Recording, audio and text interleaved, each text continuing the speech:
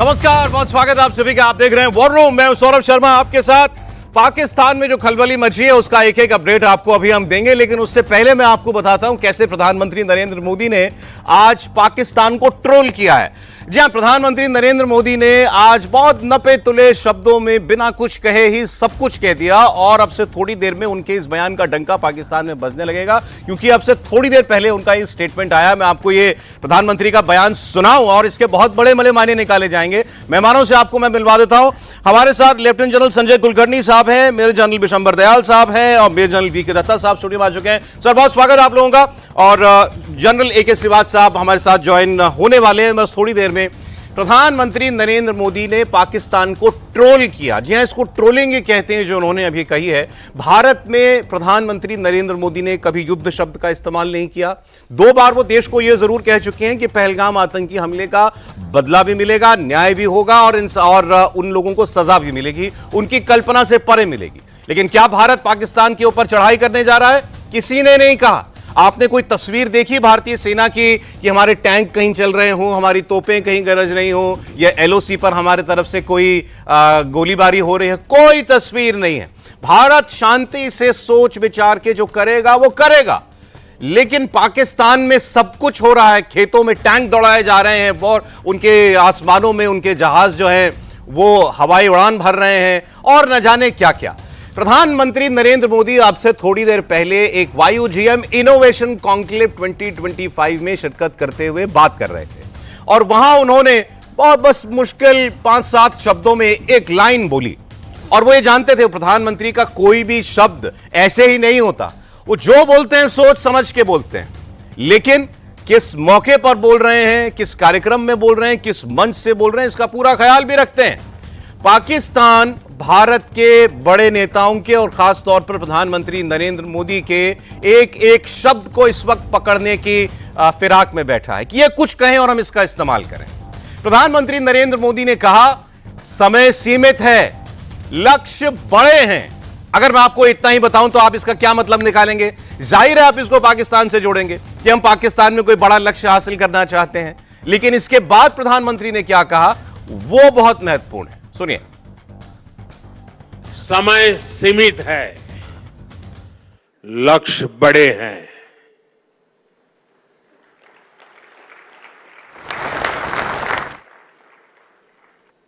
ये मैं वर्तमान स्थिति के लिए नहीं कह रहा हूं। समय सीमित है, लक्ष्य बड़े हैं, लेकिन ये वर्तमान स्थिति के लिए नहीं है। वर्तमान में जो स्थिति भारत और पाकिस्तान के बीच बनी हुई है, पाकिस्तान पूरी दुनिया में जाकर शोर मचा रहा है कि भारत हमारे साथ युद्ध करने वाला है, भारत हमारे ऊपर चढ़ाई करने वाला है। लेकिन भारत ने कभी ऐसा नहीं कहा। भारत ने कभी ऐसा नहीं कहा कि हमारी तोपें या हमारी मिसाइलें पाकिस्तान के ऊपर चलने जा रही हैं या हमारी फौजें एलओसी या बॉर्डर क्रॉस करके पाकिस्तान में जाने वाली हैं। प्रधानमंत्री ने भी, समझदार को इशारा काफी है, केवल इतना कहा भारत के लक्ष्य बहुत बड़े हैं और समय का सदुपयोग करना पड़ेगा। समय हमेशा सीमित होता है दोस्तों।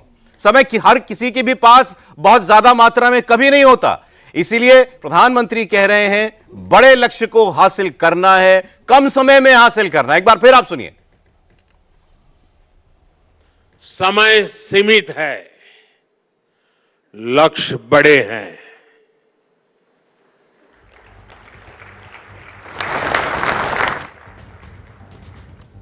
ये मैं वर्तमान स्थिति के लिए नहीं कह रहा हूं। कुछ कहा भी नहीं और सब कुछ कह दिया। आप जरा आप इसका इंतजार कीजिए, आप कैसे पाकिस्तान में बैठे लोग मदारी की तरह इस बयान का ढोल बजाते हैं। बिशंबर दयाल साहब, देखिए, आज के दिन जो भी कुछ भारत में लीडरशिप कह रही है या भारत की पॉलिटिकल मिलिट्री कोई भी स्टेटमेंट है, उसको पाकिस्तान बड़ी गहराई से और बहुत ही मॉनिटर कर रहा है। इन शब्दों का जैसे दर्शकों ने एकदम से तालियां बजा के लगाया, जब पहले शब्द गूंजेंगे तो पाकिस्तान में एकदम से एक आह जाएगी, ओ अच्छा, मतलब समय सीमित है, मतलब जल्दी कुछ होने वाला है। लेकिन जब उन्होंने कहा वर्तमान स्थिति के लिए, तो वो भी शायद एक ठंडी सांस बनेगी, शायद कुछ वक्त मिल जाए। लेकिन मैं नहीं समझता कि पूरा भारत आज के दिन पाकिस्तान को कोई समय देना चाहता है या भारत की जो भावनाएं हैं वो कहीं पाकिस्तान को, मतलब इस मुद्दे को छोटा करना चाहती हैं। हमारा लक्ष्य बड़ा है। हम 35-40 साल से मतलब टेररिज्म से जो है भारत पीड़ित है, और अगर आप 35-40 साल से पीड़ित हैं तो उसको जड़ से निकालने में लक्ष्य बड़ा है और समय सीमित है, क्योंकि हम अपने देश को और पीड़ित नहीं होना चाहते। हम नहीं चाहते और आने वाले वक्त में हमारी माताएं बहनें और हम ऐसी पीड़ा जो हमने अभी सही है, आज 26 हैं, कल कुछ और थे, परसों कुछ और होंगे, तो हम इससे एक वंस फॉर ऑल इससे छुटकारा इसको खत्म करना चाहते हैं। तो मैं समझता हूं समय रियली सीमित है और लक्ष्य बड़ा है, और सिर्फ सेनाओं को नहीं, शायद मेरे ख्याल में वक्त है जब पूरे भारत को एक रिजॉल्व लेना पड़ेगा जी कि इस थोड़े समय में इस क्रूरता का एक ऐसा जवाब दिया जाए कि पाकिस्तान की पीढ़ी दर पीढ़ी इस चीज को याद रखें और कभी भी मतलब हिम्मत ना करें कि भारत की सरजमी पर इस किस्म की कार्रवाई और ये शब्द पाकिस्तान के लिए नहीं थे प्रधानमंत्री नरेंद्र मोदी के, उन्होंने खुद मेरे शब्द पाकिस्तान के लिए, आपके शब्द पाकिस्तान मेरे पाकिस्तान के लिए, मेरे किसी और के लिए नहीं, पाकिस्तान की सेना के लिए, पाकिस्तान की ISI के हम पहले पाकिस्तान के अवाम की शर्म करते थे, पाकिस्तान के अवाम को नहीं उलझाते, लेकिन जब हमारा अवाम दुखी है, हमारा अवाम जो है पीड़ित है, हमारी आम माताएं बहनें 91 से देखिए साहब 89 से कितने परिवार तबाह हुए हैं, तो क्यों ना पाकिस्तान के आवाम को भी पीड़ा पहुंचाई जाए। सर मैं आपको एक बयान पाकिस्तान के एक आदमी का बताता हूं, एक सीनियर आदमी टीवी पर बैठकर क्या बोल रहा था, फिर आपका खून खोलेगा वो सुनकर। उस आदमी ने यह कहा कि हमारे लोग पहले इंडिया में जाते थे, पकड़े जाते थे, मारे जाते थे, हम भी कहते थे यार ये गया और देखो वहां पर जाकर के पकड़ा गया। इस बार देखिए हमारे लोग गए, अभी तक भारत उनको पकड़ नहीं पाया है और वहां जाकर के पूरा कश्मीर का टूरिज्म बर्बाद कर दिया। बड़ा स्किलफुल काम किया है, बड़ा स्किलफुल हमला किया है आतंकवादियों ने कश्मीर में। ये शब्द हैं जो एक पाकिस्तान का सीनियर जर्नलिस्ट टीवी पर बैठकर कह रहा है। तो फिर हमें लक्ष्य बड़े रखने पड़ेंगे जो प्रधानमंत्री ने कहा पाकिस्तान के लिए। जनरल दत्ता, देखिए ऐसा है, पाकिस्तान जब से पैदा हुआ है तब से ही ये उग्रवाद, टेररिज्म और हिंसा के अंदर लिप्त है। ये 1947 में जब पार्टीशन हुआ, इन्होंने JNK के अंदर रजाकार भेजे और वहाँ से ये पूरा लूट पाट रेप शुरू किया इन्होंने, और भारतीय फौज ने इनको मारते मारते जब वापस धकेला तो गलती से हमारे प्रधानमंत्री यूनाइटेड नेशन में चले गए, नहीं तो ये POK का मसला ही नहीं होना था। खैर, अभी जहाँ तक पाकिस्तान का सवाल है, ये एक ऐसा मुल्क है जो आमने सामने की जंग नहीं लड़ सकता, और ये इनको पता चल गया था 65 में भी, 71 में भी, और जब 71 में हमने गलती से इनके 93,500 PW वापस कर दिए शिमला समझौता के तहत, और हमारी एक जीती हुई बाजी जिसमें हमने वो जंग जीती, हमने वो जंग एक तरीके से डिप्लोमेटिकली हार दी, हमने इनके PW वापस कर दिए, हमने उसको सीज फायर लाइन को लाइन ऑफ कंट्रोल बना दिया, और हमारे जो वहाँ पे 58 के करीब PW थे पाकिस्तान ने आज तक वापस नहीं करे। तो मेरा कहने का मतलब ये है कि हमने लगातार बहुत बड़े ब्लंडर करे डिप्लोमेटिकली और स्ट्रेटजिकली। तो अभी क्या है, पाकिस्तान एक तटपुंजिया मुल्क है जो टैक्टिकल लेवल में तमाशा करता चला आ रहा है, उसको स्ट्रेटजी का भी मालूम नहीं है। आज के दिन में भारत एक ग्रैंड स्ट्रेटजी के साथ काम कर रहा है और इन तटपुंजिया टैक्टिशियंस का बेड़ा गर्क करने वाले बिना कोई शोर किए। जनरल लेके समाज भी आ चुके हैं हमारे साथ प्रोग्राम में। सर बहुत स्वागत आपका। जम्मू कश्मीर से एक बड़ी खबर आ रही है, वो पहले आपको वो बता दूं। जम्मू कश्मीर में इस समय एक बहुत बड़ा ऑपरेशन चल रहा है फोर्सेस की तरफ से। सुरक्षा बल एक साथ कई जगहों पर काउंटर टेरर ऑपरेशन चला रहे हैं, और हमें जो जानकारी मिल रही है उसके मुताबिक कई स्थानों पर आतंकवादियों की तलाश में ताबड़तोड़ रेड की जा रही है। साथ ही आतंकवादियों का एक मददगार भी सुरक्षा बलों की रडार पर है। तो यह खबर आ रही है इस वक्त जम्मू कश्मीर से कई जगहों पर इस वक्त काउंटर इंजर्सी ऑपरेशंस जो हैं, एंटी टेरर ऑपरेशंस, वो इस वक्त चल रहे हैं। पहलगाम टेरर अटैक को लेकर एक और बड़ा खुलासा। जांच एजेंसियों को इस बात के पुख्ता सबूत मिले हैं कि पहलगाम आतंकी हमले में आतंकवादियों को लोकल सपोर्ट मिली थी। आतंकवादी आदिल 6 महीने पहले साउथ कश्मीर में देखा गया था, जो पाकिस्तान से ट्रेनिंग लेकर के लौटा था। आदिल ठोकर, इसकी तस्वीर इस वक्त आप देख रहे हैं, ये पाकिस्तान से ट्रेनिंग लेकर के आया था। अब इस बात के पूरे सबूत जो हैं वो इंडियन एजेंसीज के पास हैं, और NIA जो कि अब पहलगाम आतंकी हमले की जांच कर रही है, उसकी टीम बैसरन घाटी में सबूत जुटा रही है। आतंकी कहां से आए, वारदात के बाद कहां भागे, एक एक चीज की बारीकी से जांच हो रही है। एनआईए पूरे इलाके की वीडियोग्राफी कर रही है। जंगल के इलाके में ट्रैक करके जो अधिकारी हैं एनआईए के, वो जांच कर रहे हैं। स्थानीय लोगों से पूछताछ की जा रही है, जिसमें स्थानीय दुकानदार भी हैं और गाइड भी हैं। स्पॉट पर जांच कर रही एनआईए की टीम में 6 लोग हैं जो कि खास तौर पर इस टेरर अटैक की जांच के लिए वहां पर पहुंचे। और एक और बड़ी बात जो सामने आ रही है अभी जांच से निकल करके, इन आतंकवादियों में शामिल एक व्यक्ति, उसके पाकिस्तान के ट्रेंड कमांडो होने का शक जाहिर किया जा रहा है कि वो ट्रेंड एसएसजी पाकिस्तानी कमांडो था। अब आप इससे ही अंदाजा लगा लें, पाकिस्तान दुनिया भर में इस बात से इनकार करता फिरता है कि उसका कोई हाथ नहीं होता भारत में किसी आतंकवादी हरकत में, लेकिन हमें इस बात के प्रमाण मिल रहे हैं अब कि पहलगाम में जो 4-5 लोग आए थे, उनमें से ना सिर्फ एक पाकिस्तानी था बल्कि पाकिस्तानी सेना का एक ट्रेंड कमांडो भी था। हमारे साथ मनीष प्रसाद जुड़ रहे हैं अनंतनाग से, हमारे डिफेंस एडिटर। मनीष, क्या खबरें हैं पूरे जम्मू कश्मीर से इस वक्त?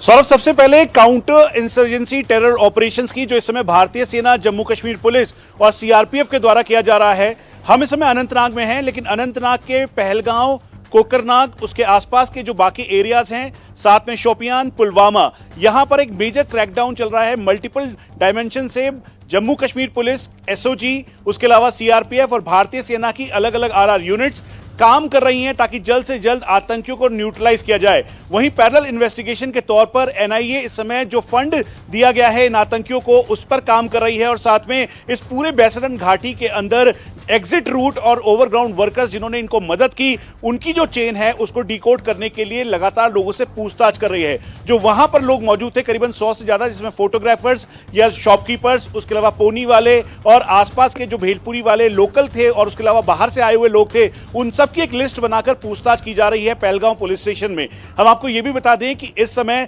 साउथ कश्मीर के अलग अलग एरियाज में करीबन 25 से ज्यादा मल्टीपल ऑपरेशंस किए जा रहे हैं और ये क्रैकडाउन किया जा रहा है ताकि आतंकियों का जल्द से जल्द सफाया किया जा सके।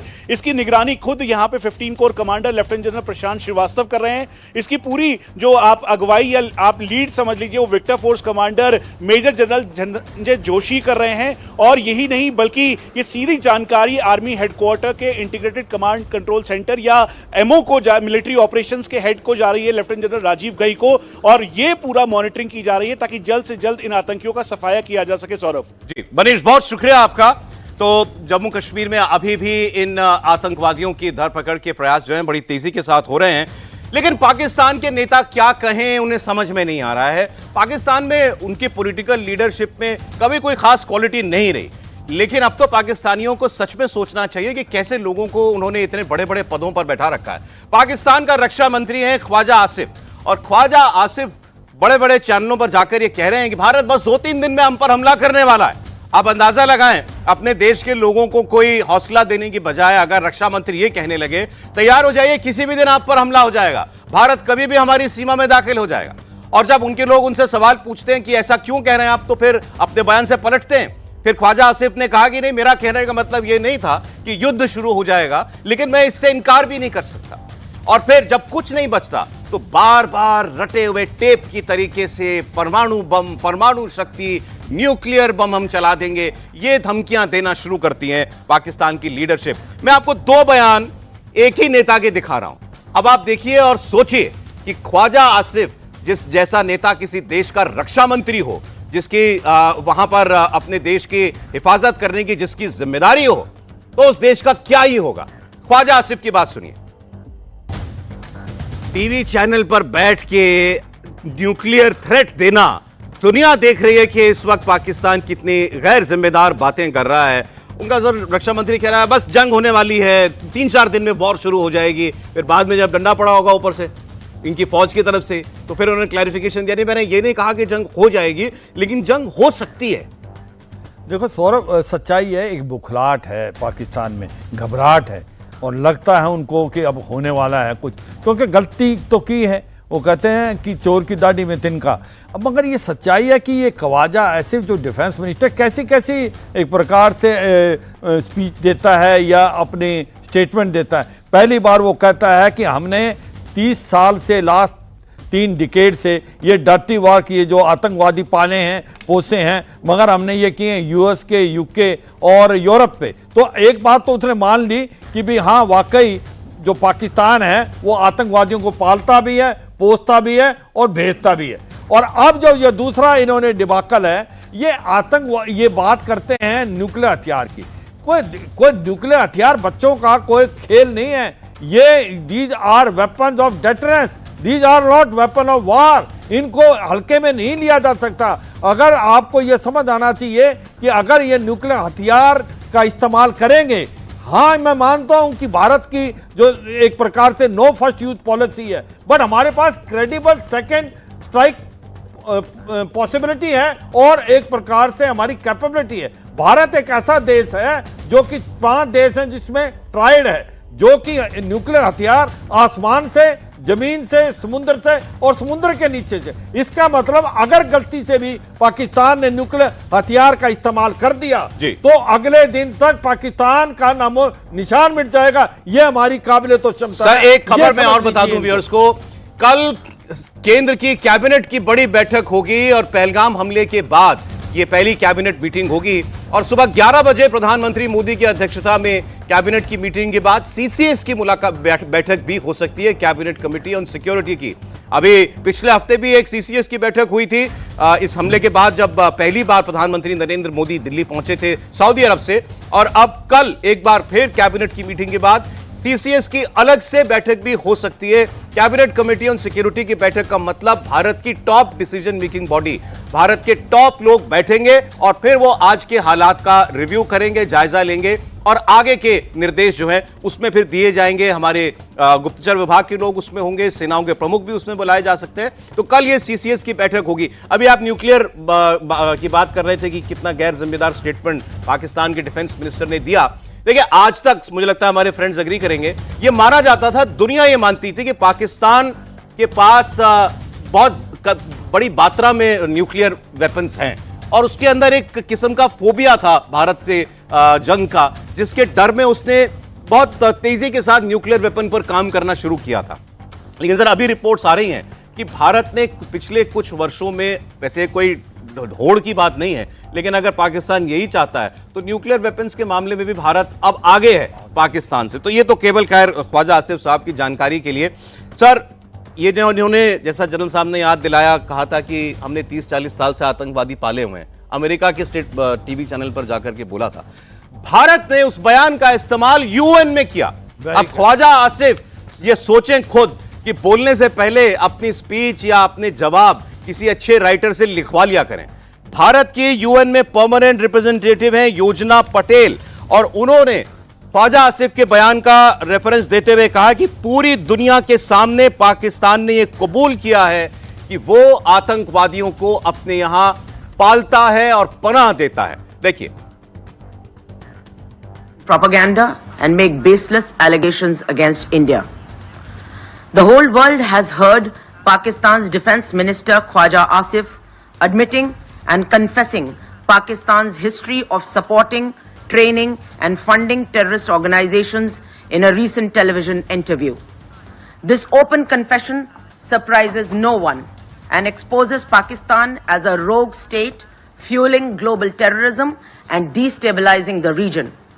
The world can no longer turn a blind eye. I have nothing further to add. General Kulkarni, अब भी दुनिया इग्नोर कर सकती है पाकिस्तान से आ रहे इस खतरे को? सौरभ, बहुत बहुत धन्यवाद। मैं कहूँगा, शुरुआत में मैंने जब प्रधानमंत्री को सुना तब मुझे वो याद आई, रॉबर्ट फ्रॉस्ट की एक बहुत बढ़िया कविता है, woods are lovely dark and deep and miles to go before I sleep and miles to go before I sleep. वो जो कह रहे हैं वही है, लक्ष्य है, समय सीमित है और हमने लेना है।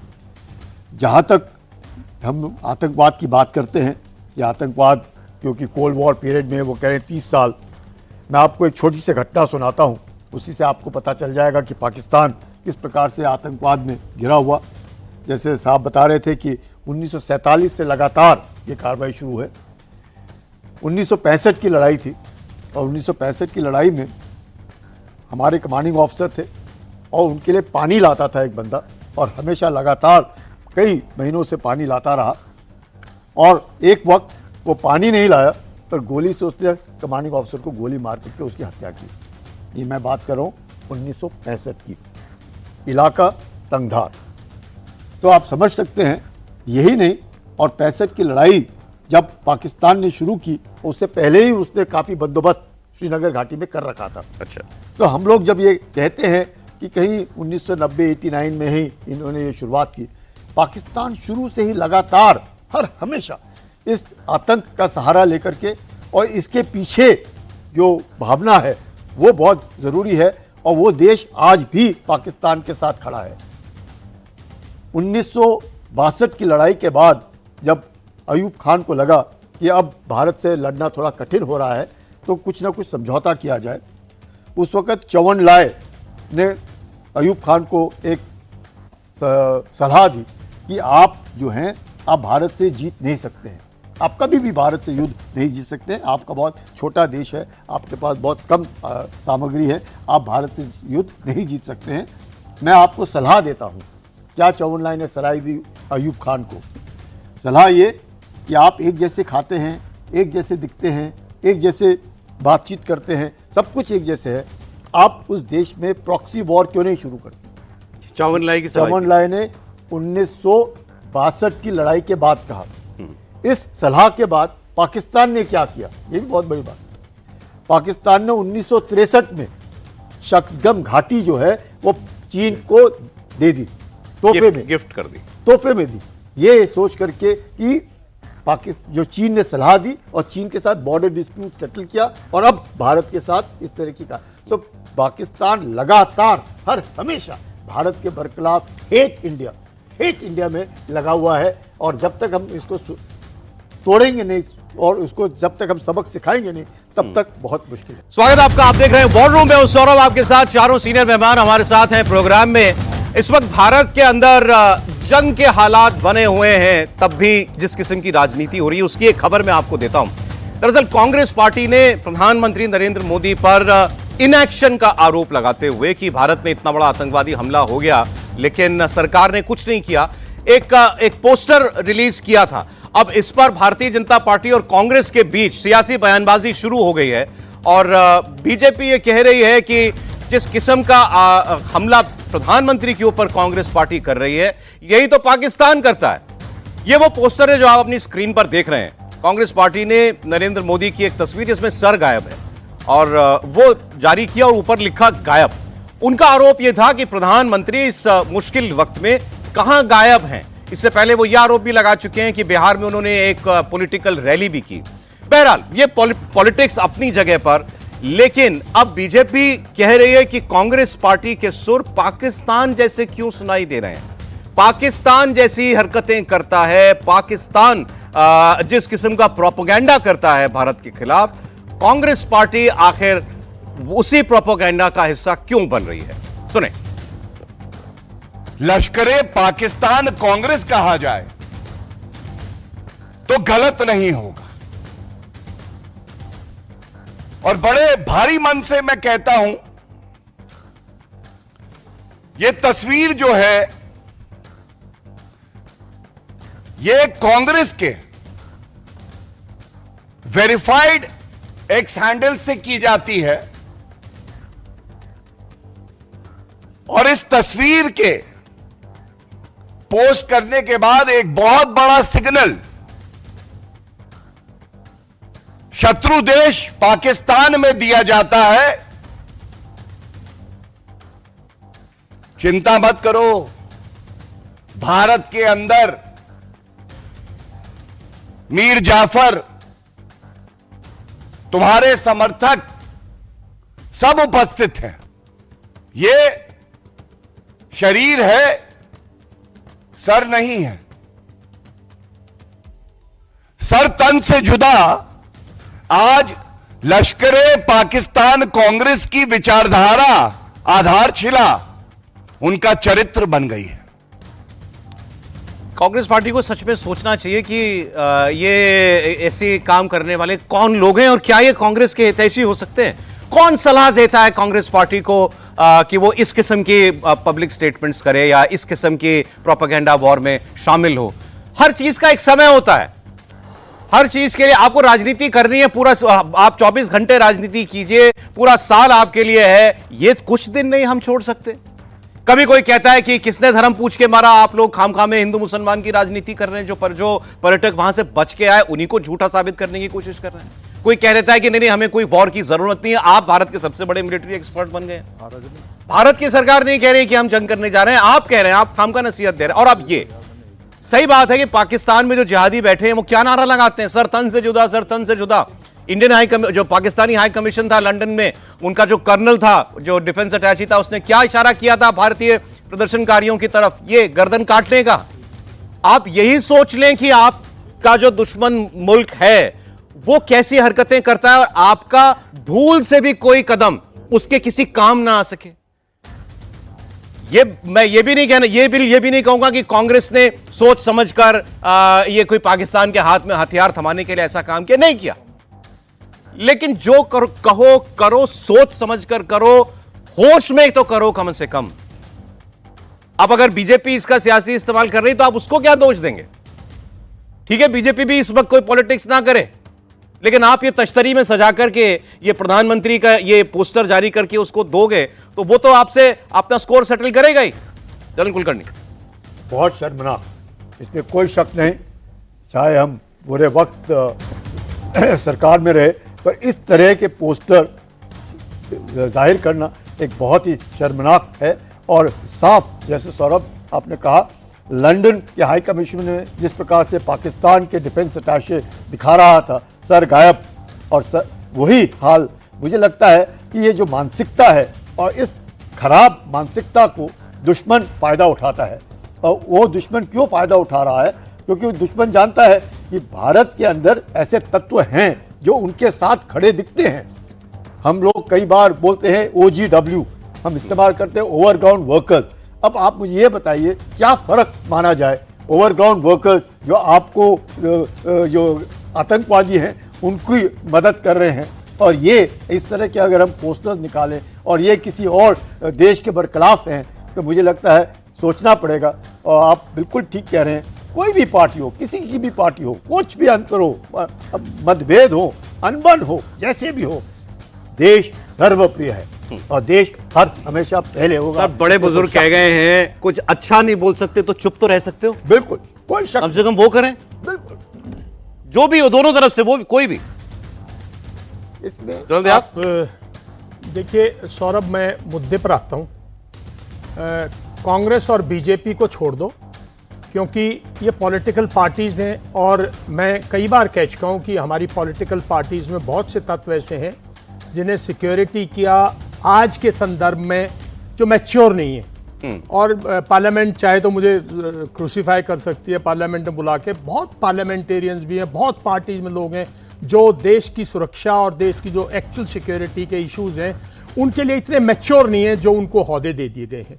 तो मैं उससे आपको लाता हूँ, मुद्दे पे लाता हूँ साहब। भारत की जो डेमोक्रेसी है, मैं हमेशा कहता हूं कि सबसे बड़ा टूल भारत के पास डेमोक्रेसी है, और उस डेमोक्रेसी और उसको जिस तरह से इस पिछले 10 दिन के अंदर, 7-8 दिन के अंदर हमारे मीडिया ने, जो हमारा स्तंभ है, उसको जैसे यूज किया है, आप उस पर थोड़ा सा ध्यान दीजिए। मैं आज आपके मंच से पूरे मीडिया को और पूरी जो लोग हैं उनको एक बधाई देता हूं कि आपने बगैर किसी मिलिट्री ऑपरेशन ऑर्गेनाइजेशन या NSA या किसी की ड्रिवन या IB की ड्रिवन एक आपने वो चलाई है जिसको कहते हैं इंफॉर्मेशन एंड साइकोलॉजिकल वॉरफेयर। जो ये पाकिस्तान से स्टेटमेंट्स आ रही है ना, पाकिस्तान के जो डिफेंस मिनिस्टर स्टेटमेंट दे रहे हैं, पाकिस्तान की जो घबराई स्टेटमेंट आ रही है ना, ये हमारी जो साइकोलॉजिकल और इंफॉर्मेशन वॉरफेयर है जो किसी ने नहीं चलाई, जो हमारे मीडिया के जरिए, जो हमारे और आप लोगों के, जो हमारे अच्छे एंकर्स हैं, जो रिटायर्ड ऑफिसर्स हैं, इन्होंने एक चला रखी है जिससे पाकिस्तान भयभीत है।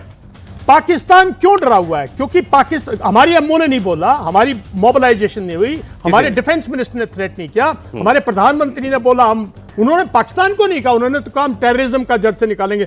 ये तो हम लोग कह रहे हैं ना आपके जरिए कि हम, पाकिस्तान टेररिस्ट है, हमारे यहाँ टेररिज्म के लिए पाकिस्तान का जो चीफ है, पाकिस्तान की आर्मी है, जो आईएसआई है, वो इसके लिए वो है। और देखिए इसका इंपैक्ट कि बार बार उनके यहां से जो स्टेटमेंट आ रही हैं, उनके जो डिफेंस मिनिस्टर वगैरह बोल रहे हैं, उनके जो बाकी मिनिस्टर्स बोल रहे हैं, जो उनके यहां तो लड़ाई हो रखी है। इमेजिन करो जब एक्चुअल में इंडियन आर्मी अगर कोई भी मोबिलाइजेशन या कोई हरकत करेगी तो पाकिस्तान पे क्या असर पड़ेगा।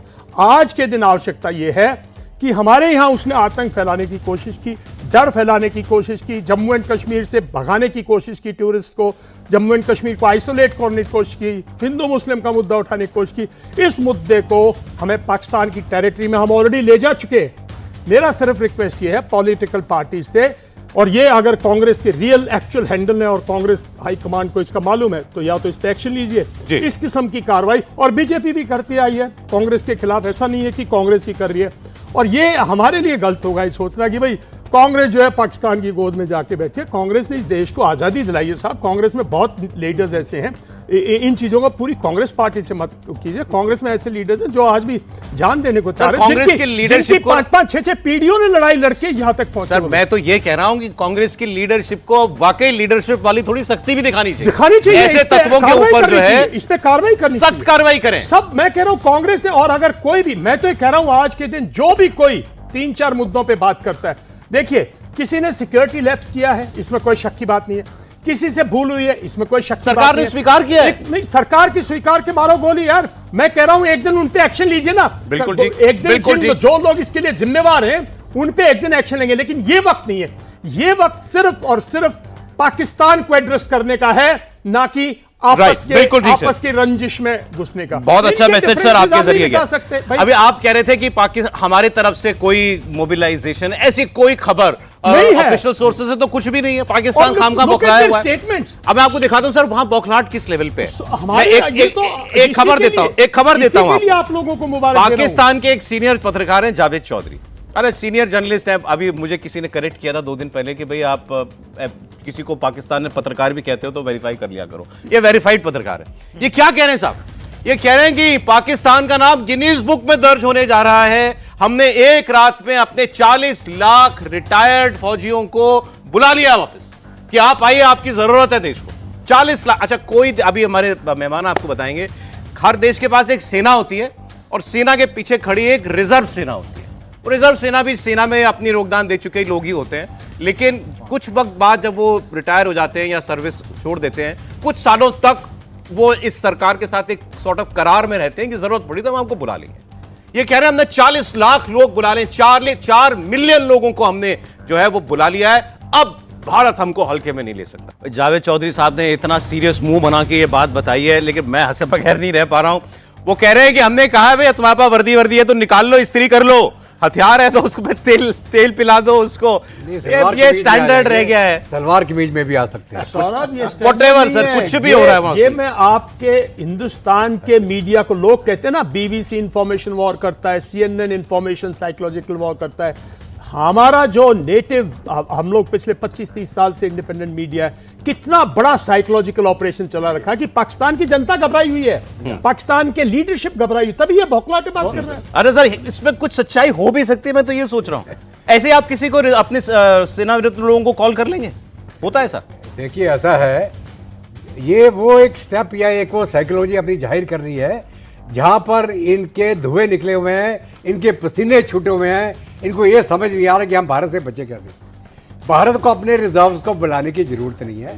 भारत की फौज, भारत के central armed police forces, Bharat की टेरिटोरियल आर्मी, हमारे अपने जो सर्विंग हजारे हैं वो इतने हैं कि अगर हम बॉर्डर पे खड़े हो गए, ये मैं आपको एक जिक्र सुनाऊंगा। एक लाइन ऑफ कंट्रोल में मैं पोस्टेड था J&K में। एक फ्लैग मीटिंग के दौरान उनके कर्नल साहब आए और उन्होंने बोला साहब देखिए हमें मालूम है कि इंडियन आर्मी बहुत बड़ी है, अगर इंडियन आर्मी ने लाइन ऑफ कंट्रोल पे खड़ा होकर पेशाब कर दिया तो पाकिस्तान डूब जाएगा। तो ये वो साइकिल, मैं आपको बिल्कुल वाकया बता रहा हूँ, original colonel of the Pakistan army की यह स्टेटमेंट है कि अगर इंडियन आर्मी ने लाइन ऑफ कंट्रोल पे खड़ा होकर यूरिनेट कर दिया तो आप बह जाएंगे। बात तो आप जिसको मर्जी बुला लीजिए, आप क्या मुकाबला करेंगे भारत का? ये डर ही है ना, बिल्कुल। आप अपने रिटायर्ड फौजियों पर अभी आ चुके हैं। देखो सच्चाई है सौरभ, ये आप समझना चाहिए क्यों बोल रहे हैं क्योंकि जो सर्विंग सोल्जर हैं, ऑफिसर हैं, 30% ने रिजाइन कर दिया है, absent without leave, overstay leave. और क्या है कि इनके जो जनरल्स हैं उन्होंने अपनी फैमिली भेज दी है, पॉलिटिशियन ने भेज दिया है, ब्यूरोक्रेट्स इनके 1200 ब्यूरोक्रेट्स ऐसे हैं जो ड्यूअल सिटीजनशिप में। तो अब सच्चाई है, जो असली सोल्जर तो कोई लड़ेगा नहीं। अब इनको कौन है ये 40 लाख? 40 लाख तो इनके जो बंदे नहीं है कौन? आतंकवादी है, ये टेररिस्ट हैं। इनके अलावा इनके पास लड़ने को कोई नहीं। इनकी फौज का मोरल डाउन है, इनकी फौज के अंदर लोग भाग रहे हैं, इनकी फौज के अंदर लोग सर्व नहीं करना चाहते, वो गल्फ में जाना चाहते हैं, अपनी जान बचाना चाहते हैं। वो तो तहरीके तालिबान पाकिस्तान के सामने नहीं लड़ पाए। सर सॉरी, आपको बीच में रोक रहा हूं, एक ब्रेक लेता हूं, इसके बाद सर इसी खबर पर आगे हम लोग बात करेंगे। और मैं आपको एक कहानी और सुनाऊंगा। अच्छा, मैं नहीं, आपको पाकिस्तान का एक आदमी एक कहानी सुनाएगा। आपने सुना ना खबर में आपने कि पाकिस्तान की जनरल ने कुछ साल पहले कहा था कि मेरे पास फौज की गाड़ियों में डलाने के लिए डीजल नहीं है, आप मुझे भारत से युद्ध करने के लिए कह रहे हैं। आज एक पाकिस्तानी की जुबानी आप वो पूरा किस्सा सुनिएगा कि कैसे प्रधानमंत्री नरेंद्र मोदी को फिर से हाथ पैर जोड़ के पाकिस्तान बुलाकर शांति वार्ता करने के लिए वहां के आर्मी चीफ ने यह बात कही थी। बहुत स्वागत, आप देख रहे हैं वॉर रूम। भारत की सेना जो अपनी तैयारी करनी है वो कर रही है। भारत की सरकार जो पाकिस्तान के ऊपर कड़े कदम उठाने हैं उसके बारे में सोच रही है और कदम उठा रही है। लेकिन इस सब के बीच हमारे देश में बहुत दुखद बात है कि बहुत सारे ऐसे बयानवीर हैं जो बगैर ये सोचे समझे कि हमारे शब्दों का क्या इस्तेमाल हमारा दुश्मन करेगा, कुछ भी कह रहे हैं और बोल रहे हैं। अब मैं आपको सुनाता हूं उत्तर प्रदेश के मुख्यमंत्री योगी आदित्यनाथ ने ऐसे ही कुछ बयान देने वालों को कैसे आड़े हाथों लेते हुए और कहा है कि दहशतगर्द तो नहीं बचेंगे, लेकिन जो आज ये पाकिस्तान के समर्थन में बयान दे रहे हैं या पाकिस्तान को क्लीन चिट देने वाले बयान हमारे नेता दे रहे हैं, वो कुछ शर्म करें। उन्होंने समाजवादी पार्टी के एक नेता के बयान का हवाला देते हुए कहा कि कोई अगर आज ये कहे कि किसी का धर्म पूछकर उन आतंकवादियों ने नहीं मारा कि तुम गैर मुसलमान हो या हिंदू हो, तब पूछकर उसको गोली नहीं चलाई, तो ये पाकिस्तान को क्लीन चिट देना नहीं तो और क्या है। आपको एक बार फिर सुना रहा हूं योगी आदित्यनाथ का बयान। आपने देखा होगा जब 22 अप्रैल को पहलगांव में पर्यटकों पर हमला हुआ था, आतंकी हमला हुआ था, समाजवादी पार्टी के नेताओं के बयान किस किस प्रकार के बयान आते हैं, ये पता लगाने में ही कठिनाई होती है कभी कभी कि ये समाजवादी पार्टी के नेता बयान दे रहे हैं या कोई पाकिस्तान का प्रवक्ता बयान दे रहा है। ये पता लगाने में ही कठिनाई हो जा रही है। आपने कल समाजवादी पार्टी के एक पदाधिकारी का मुंबई में दिया गया बयान देखा होगा। इससे पहले कानपुर का एक नौजवान अपने परिवार के साथ गया था पहलगांव, स्वर्गीय शुभम द्विवेदी की निर्मम हत्या कर दी गई। जब पत्रकारों ने समाजवादी पार्टी के अध्यक्ष से पूछा कि आप समाजवादी पार्टी आप वहां क्यों नहीं गए, तो उन्होंने कहा कि हमारी पार्टी का थोड़े था।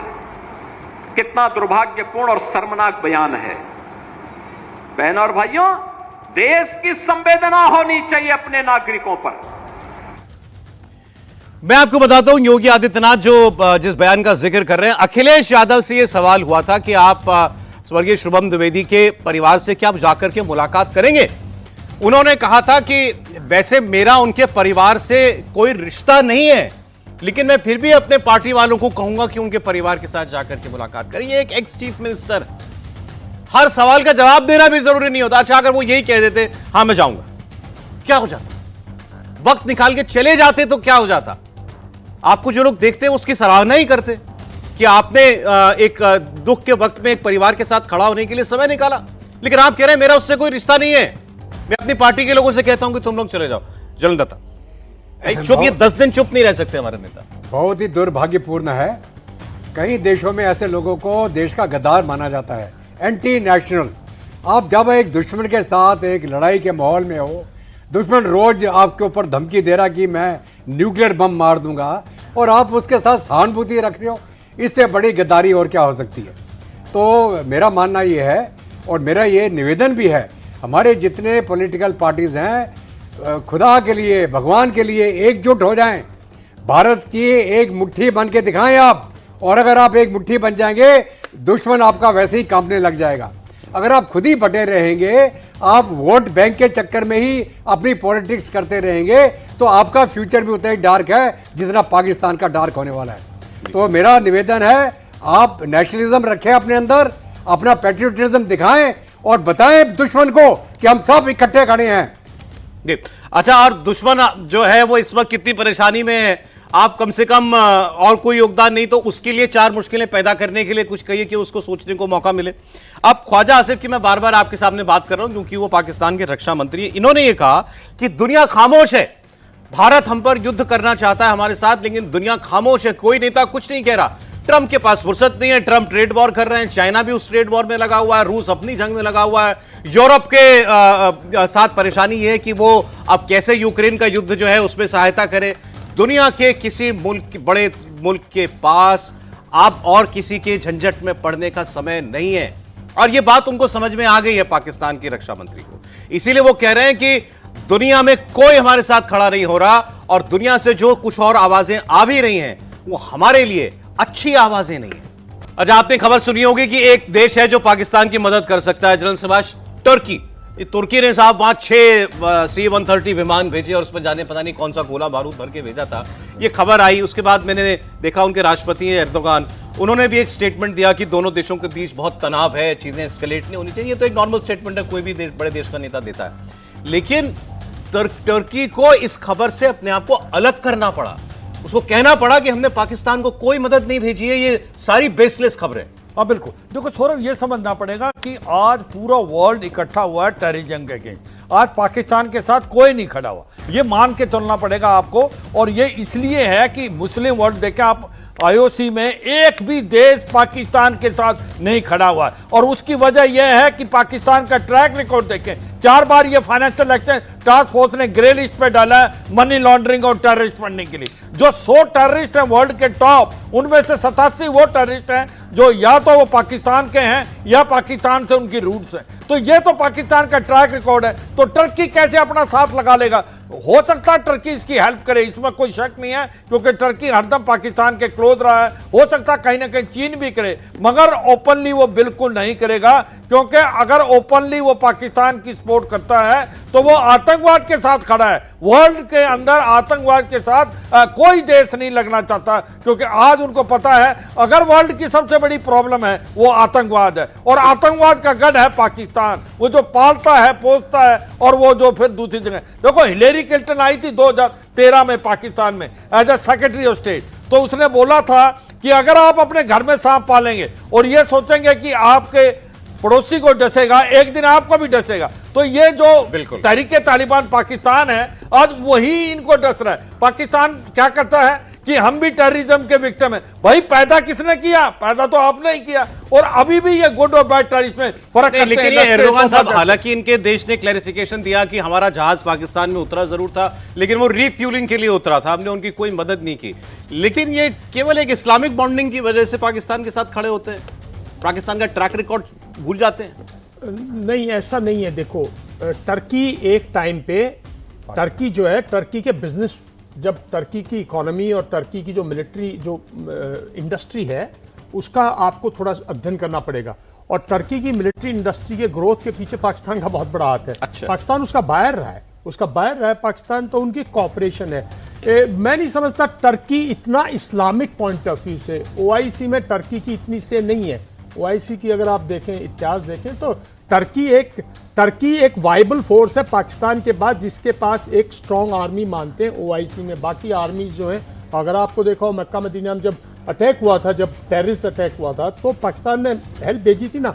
तो पाकिस्तान को वाइबल एक वो मानते हैं, वरना पर आज की हकीकत सौरभ ये है कि सब भारत से कॉपरेशन करना चाहते हैं, कोई किसी के युद्ध में फंसना नहीं चाहता। Exactly. ना कोई हमारा, अगर हम सोचें कोई हमारी लड़ाई में हमारी मदद करने आएगा तो वो भी मूर्खता है। अगर हम सोचें कि चाइना, जैसे जल शिवात ने बिल्कुल ठीक है, चाइना कोई पाकिस्तान की डायरेक्ट असिस्टेंस नहीं करेगा, टर्की कोई डायरेक्ट असिस्टेंस नहीं करेगा।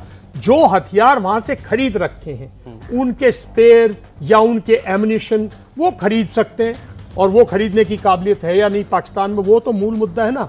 तो पाकिस्तान की जो आज के दिन इकोनॉमिक स्टेट है और इंडिया जैसे इकोनॉमिकली ग्रो कर रहा है, टर्की इंडिया के साथ रिलेशन बनाना चाहता है, हमारी बिल्कुल टर्की तो चाहता है हमारे और उनके अच्छे संबंध हो, बिकॉज वो एक होप है। देखिए अगर आप ये रूट एक मिनट सौरभ, अगर आप जो ये MSB ने जो सजेशन दी थी कि from Dubai you go through Saudi Arabia and then go to Europe, नया रूट ना, इसका लॉस किसको है? इसका लॉस टर्की को है, बिकॉज इस्तांबुल एक हब है ना, दो ही रूट आए हैं यूरोप से हिंदुस्तान में कभी भी, चाहे और जो भी आया, सिकंदर भी आया, दो ही रूट है।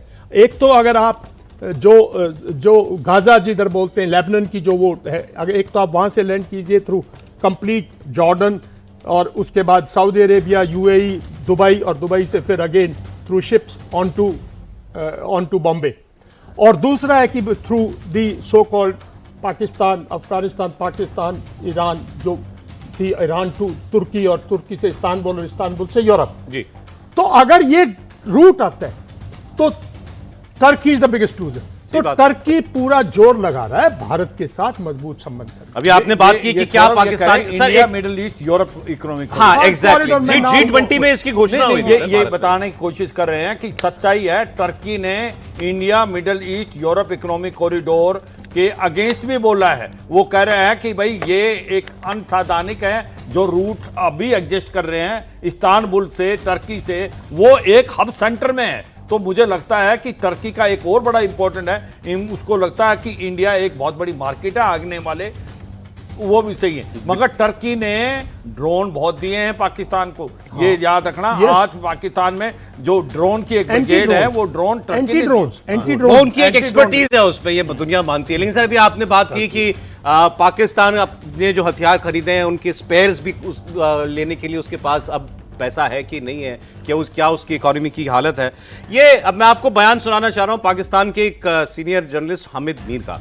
अच्छा, ये दावा करते हैं कि ये एक ऐसी मीटिंग में थे जहां पर पाकिस्तान की आर्मी चीफ के पूर्व आर्मी चीफ जनरल बाजवा वो वहां पर आए, और जनरल बाजवा ने वहां पर एक बड़ा दावा किया था कि अभी जो हमारा 2019 का पाकिस्तान के साथ टेरर अटैक के बाद पुलवामा के बाद बालाकोट एयर स्ट्राइक हुई, उसके बाद सीज फायर हुआ था, और वो सीज फायर जनरल बाजवा चाहते थे, और जनरल बाजवा ये भी चाहते थे कि प्राइम मिनिस्टर मोदी को पाकिस्तान इनवाइट किया जाए।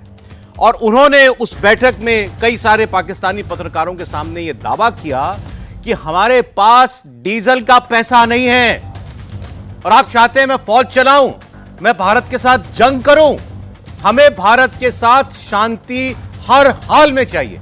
साफ साफ उन्होंने कहा कि जनरल बाजवा कहते थे हमारी सेना लड़ने के काबिल नहीं, हमको सुलह करनी पड़ेगी भारत के साथ। सर, कोई आर्मी चीफ सोच सकते हैं, आप इमेजिन कर सकते हैं कि 20-25 लोगों के सामने ये कह रहा हो मेरे पास डीजल के पैसे नहीं है मेरे पास। सौरभ, इसमें कोई शक नहीं है कि उस वक्त जब बाजवा चीफ थे उनके, और उन्होंने जब सीज फायर करवाया, उनका मकसद जो सीज फायर का पाकिस्तान को ही फ़ायदा होना था, क्योंकि उन्हें मालूम था कि बलूचिस्तान, अफगानिस्तान, खैबर पख्तूनख्वा में उनको ट्रुप्स चाहिए, और वो ट्रुप कैसे पुल आउट करेंगे, कहाँ से पुल आउट करेंगे। तो सीज फायर अगर हिंदुस्तान के साथ होता है तो कम से कम वो ट्रुप पुल आउट करके वहाँ पर इस्तेमाल करेंगे, और वहाँ पर जिस तरीके से इस्तेमाल करें। अब आसिफ मुनीर को लग रहा है कि लगातार तकरीबन पिछले साल उनके 1500 से ज़्यादा सैनिक मारे गए हैं, और इतने सैनिक अगर पाकिस्तान के मर रहे हैं सिर्फ टेररिज्म में, पाकिस्तान के अंदर बलूचिस्तान से लड़ते हुए, खैबर पख्तूनख्वा से लड़ते हुए, तालिबान तहरीक तालिबान पाकिस्तान से लड़ते हुए, तो उनको आफत आ रही है, इसलिए वो सीज फायर किया। जहाँ तक टर्की का सवाल है, जो हम लोग बात कर रहे थे, टर्की ऑटोमन एम्पायर का भाग था। टर्की ही एक ऐसा देश है जो नाटो का सदस्य है, टर्की ही ऐसा देश है, और सारे को, खासकर मुशर्रफ को, अतातुर्क रहमान का बहुत ज़्यादा, मतलब he was his mentor, Ataturk Rahman, he was a more of a balanced man, Ataturk Rahman. लेकिन अर्दोगान जो है वो टोटली फंडामेंटल इस्लामिस्ट है। और अब क्या हो रहा है, तीन देशों के बीच में कौन संभालेगा, मुसलमानों का नेतृत्व कौन करेगा, ईरान, सऊदी अरेबिया या टर्की, इन तीनों के बीच में। तो पाकिस्तान नेता नहीं मानता अपने आप को मुस्लिम दुनिया का। बिल्कुल सौरभ, आपने बिल्कुल ठीक कहा। यही कारण है कि अफसर मुनी ने क्या कहा, उनके चीफ ऑफ आर्मी स्टाफ ने, कि हमारा जो देश है वो सिर्फ मुसलमानों के लिए खड़ा है, लड़ने के लिए दुनिया का इकलौता देश जो इस नाम पे बना, इस्लाम के नाम पे बना। लेकिन सर, मेरा अभी ये जो कहानी सुनाई पाकिस्तानियों ने कि जनरल बाजवा ने ये कहा था ऐसा कि हमारी फौज की ये हालत है। 4 साल में क्या बदल गया होगा? 4 साल पहले अगर उनका आर्मी चीफ कहता है कि मेरा टैंक चलने के काबिल नहीं है, तो 4 साल में आपने अपनी सेना का सारा आयुध, सारे हथियार सब बदल दिए होंगे। 4 साल में तो और भट्टा बैठा है पाकिस्तान की इकोनॉमी का, और भट्टा बैठ गया। तो वहां से तो पाकिस्तान की आर्मी के हालात और खराब हुए होंगे। बहुत स्वागत, आप देख रहे हैं वॉर रूम। मैं हूं सौरभ आपके साथ। 3 मेहमान हमारे साथ बने हुए, लेफ्टिनेंट जनरल संजय कुलकर्णी साहब, मेजर जनरल वीके दत्ता जी हमारे साथ हैं और मेजर जनरल AK सिवाज साहब हमारे साथ हैं। पाकिस्तान के नेता बड़ी बड़ी बातें इस वक्त कर रहे हैं, ख्वाब उनके आसमान छूने के हैं, लेकिन हकीकत क्या है ये हम आपको दिखाते हैं इस प्रोग्राम के अंदर। हमने आपको दिखाया पाकिस्तान के एक पुराने आर्मी चीफ ने अभी 2-1 साल पहले पत्रकारों की भरी महफिल में यह कहा था कि मेरे पास अपनी ट्रूप के मूवमेंट के लिए तेल नहीं है, मेरे टैंक चल नहीं सकते, हमें भारत के साथ शांति स्थापित करनी पड़ेगी, नरेंद्र मोदी को पाकिस्तान दोबारा बुलाना पड़ेगा ताकि हम कोई समझौता कर सकें। ये ऑन रिकॉर्ड बात है, मैंने आपको सुनाया ब्रेक से पहले। लेकिन वहां की पार्लियामेंट में क्या बातें होंगी? हम एक न्यूक्लियर स्टेट है, हमारे पास न्यूक्लियर बम है, हमें अगर भारत ने मजबूर किया तो हम अपना न्यूक्लियर वेपन इस्तेमाल भी कर सकते हैं। असलियत वो भी जानते हैं, लेकिन उनको भी अपने देश के वही 24 करोड़ लोगों का मुल्क वो भी है। अगर ये खुल के उनके सामने स्वीकार करने लगे कि हमारी फौज खोखली फौज है, इसमें कोई दम नहीं है, तो वो इनका क्या हाल करेगी? लेकिन फिर भी पाकिस्तान की पार्लियामेंट में सच बोलने वाले लोग भी हैं जो आज भी अपनी फौज की हकीकत पूरे देश के सामने और दुनिया के सामने जाहिर कर रहे हैं। मैं वो आपको सुनाऊं उससे पहले 2 तस्वीरें आपको मैं दिखाता हूं। POK और बलूचिस्तान, खास तौर पर ये 2 जो राज्य हैं पाकिस्तान के, वहां के लोगों को वाकई ये उम्मीद दिखाई दे रही है कि भारत अब उन्हें पाकिस्तान से आजादी दिला सकता है। पाकिस्तान की फौज सामने खड़ी है और उनके सामने नारे लग रहे हैं, ये जो वर्दी है इसके पीछे, ये जो दहशतगर्दी है इसके पीछे वर्दी है। हम क्या चाहते? आजादी, पाकिस्तान से आजादी। सुनिए पाकिस्तान की फौज के सामने उसके मुंह पर लगते तमाचे।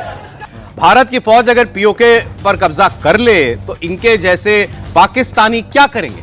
ये और अपने देश में और अंदर भाग जाएंगे। लेकिन सर ये डर है कि इंडिया की फौज तो आएगी। बिल्कुल, ये जाहिर करता है कि POK के अंदर वो वहाँ के लोकल कश्मीरी नहीं है, वो सारे के सारे पाकिस्तान से उठा के कश्मीर के अंदर डेमोग्राफिक चेंज करने के लिए लाए गए हैं।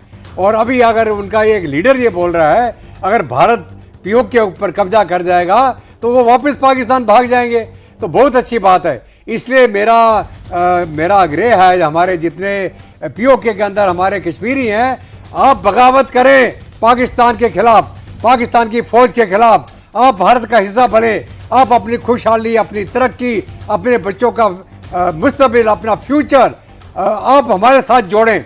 आप देखिए कितना अंतर है हमारी साइड का जो J&K और उधर का POK। यहाँ पर खुशहाली थी, तरक्की हो रही थी, टूरिज्म बढ़ रहा था। ये पाकिस्तान से सहा नहीं गया और वहाँ पे अपने गुर्गे भेज के उन्होंने एक टेररिस्ट अटैक कराया और नादान और इनोसेंट लोगों को मारा। ये पाकिस्तान की औकात है। और इसलिए मैं चाहूँगा आप पाकिस्तान की आवाम, आपकी पाकिस्तान की फौज को निकालें जो ये दहशतगर्दी के अंदर मुनस्सिर है। आपका आर्मी का चीफ, आपकी ISI, वो एक टेररिस्ट हैं, वो देश का भला चाहते ही नहीं। वो हमेशा ये चाहते हैं कि आवाम को भारत का खतरा दिखा के पावर के अंदर बने रहें। और वो पावर के अंदर बने रहने के लिए 1947 से लेकर आज तक आपका खून चूस रहे हैं, आपको एक भिखारी मुल्क बना दिया, आपकी तरक्की रुक गई। और वो खुद क्या कर रहे हैं? सारे उनके फैमिली जो है अमेरिका जा रही हैं, UK जा रही हैं, और अगर जंग हुई तो आपको मरने के लिए पीछे छोड़ जाएंगे। ये फौज है आपकी। मेरा आपको गुजारिश है, भारत की फौज पाकिस्तान की 1 इंच जमीन के ऊपर पैर नहीं रखेगी। मैं गारंटी देता हूँ, सिर्फ POK हमारा है, हम वो वापस लेंगे। सर वैसे मैंने दुनिया में कभी ऐसा देखा नहीं, क्योंकि हर देश जो होता है अपनी फौज से बड़ा प्यार करता है, कोई भी मुल्क हो। लेकिन ये पाकिस्तान ऐसा मुल्क है और पाकिस्तान की फौज एक ऐसी आर्मी है जिससे उसके अपने देशवासी नफरत करते हैं। और वो उनकी पार्लियामेंट में कह रहे हैं। मैं आपको एक और बयान दिखाता हूं कैसे इन्होंने अपनी फौज के चेहरे पर पड़ा नकाब उठाया है।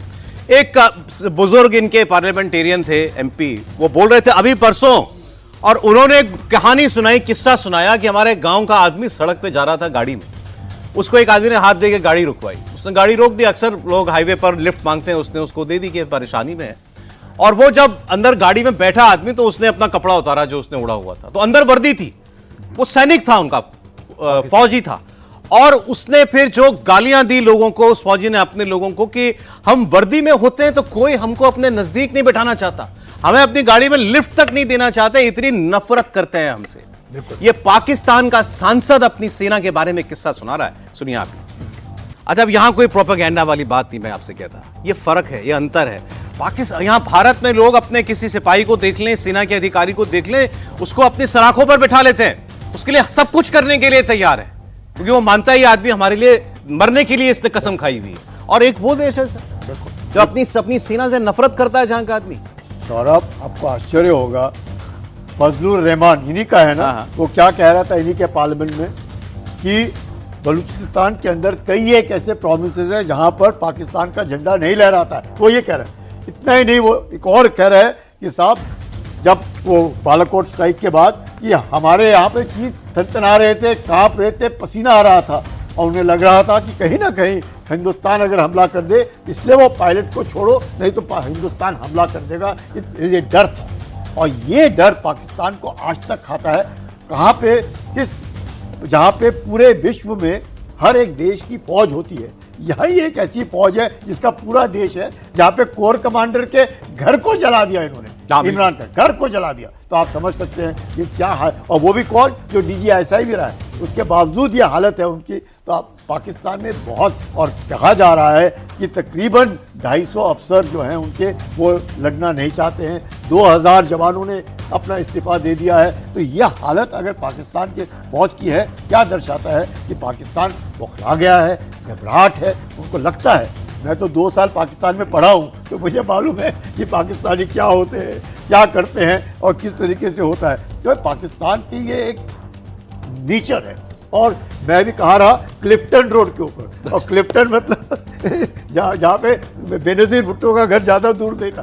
तो ये हालत है पाकिस्तान में। तो हम लोगों ने ज़्यादा क्या बोलते हैं, गौर नहीं करना चाहिए पाकिस्तान क्या कहता है। पाकिस्तान हड़बड़ा जाता है, कुछ भी बकता रहता है, और इसलिए आज की तारीख में पाकिस्तान। अरे सर, अभी कुछ टाइम पहले तक भारत में भी जब कोई POK की बात होती थी तो लोगों के अंदर रिस्पांस, थोड़ा कॉशियस रिस्पांस आता था कि भाई ये एक बड़ी जंग के बगैर तो ये काम हो नहीं सकता। आज तो पाकिस्तानी कह रहे हैं कि इंडिया कैप्चर कर सकता है POK। देखो, सच्चाई ये है सौरभ कि अब आवाज़ POK से आने लगी है।